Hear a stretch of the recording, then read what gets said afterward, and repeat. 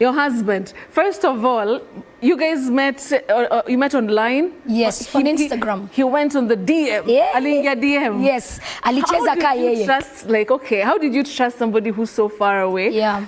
He was in India at that time? No, he was in, the first time he ever saw me, he was in India, okay. But then he relocated to Canada. Okay. But you know, he DM'd me, his DM was not like one of those messages. Tunajua zile zingine. Zake zilikuwa 2 years. Kuna konga zile zingine za Instagram, you just like shut it down.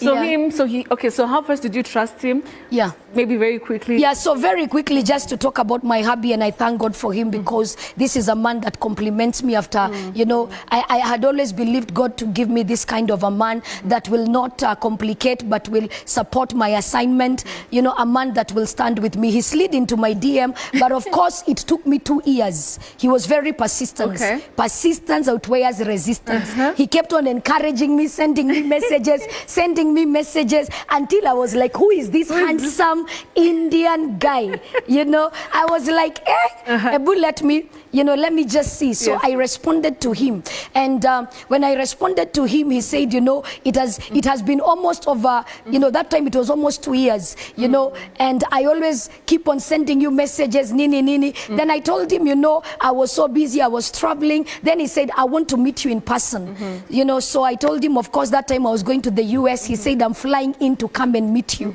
So when we met, everything else became history. We just connected, we complimented each other, though we are from different cultures. Of course, he's from India, and I'm from here in Kenya. Our cultures are so different, but the love brought us together. The calling we have, our vision just aligned. And okay, lastly, the long distance marriage, you know, already a relationship is hard. Yeah. Very quickly, how do you handle that? You know, for okay, I know for now our marriage is a long distance marriage because we meet as often as we can. Okay. He was here just recently. We were with him in the US. He was here in March for my brother's wedding. He was here for Chris. We always meet as often as we can, but we still live in different continents. He lives in Canada. I live here. But it takes commitment, compromise. It takes a lot of communication because it is communication that brings understanding. Right. And he's a man that has really brought a lot of fulfillment in my life. Even when we fight, this is the person that I feel, you know, at the end of the day, he'll just come big spoon me and calms me down. Naisha. You know,